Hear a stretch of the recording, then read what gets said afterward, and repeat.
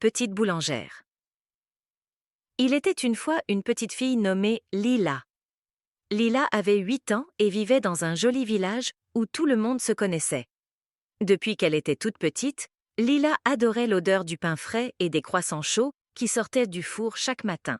Son rêve était de travailler dans la boulangerie du village, un endroit magique rempli de douceur sucrée et de délicieux pains croustillants.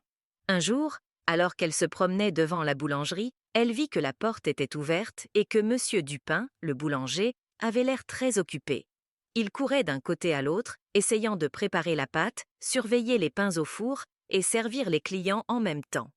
Voyant cela, Lila eut une idée. Elle entra dans la boulangerie et demanda à Monsieur Dupin. « Monsieur Dupin, puis-je vous aider aujourd'hui? J'adore les pains et les gâteaux et j'aimerais apprendre à en faire. » Monsieur Dupin sourit et répondit. « Bien sûr, Lila, j'aurais bien besoin d'un petit coup de main. Mais tu devras être très attentive et suivre toutes mes instructions. » Lila, ravie, enfila un petit tablier et se lava les mains, prête à commencer. Monsieur Dupin lui montra comment mélanger la farine, l'eau, le sel et la levure pour faire la pâte à pain. Ensemble, ils pétrirent la pâte jusqu'à ce qu'elle soit bien souple.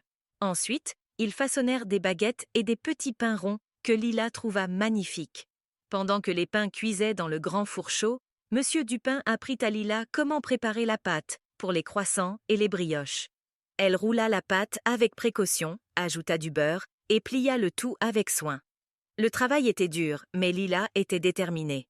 Après quelques heures, la boulangerie était remplie de l'odeur merveilleuse du pain frais et des viennoiseries dorées. Les clients commencèrent à arriver, et Lila les accueillit avec un grand sourire, fière de montrer tout ce qu'elle avait appris.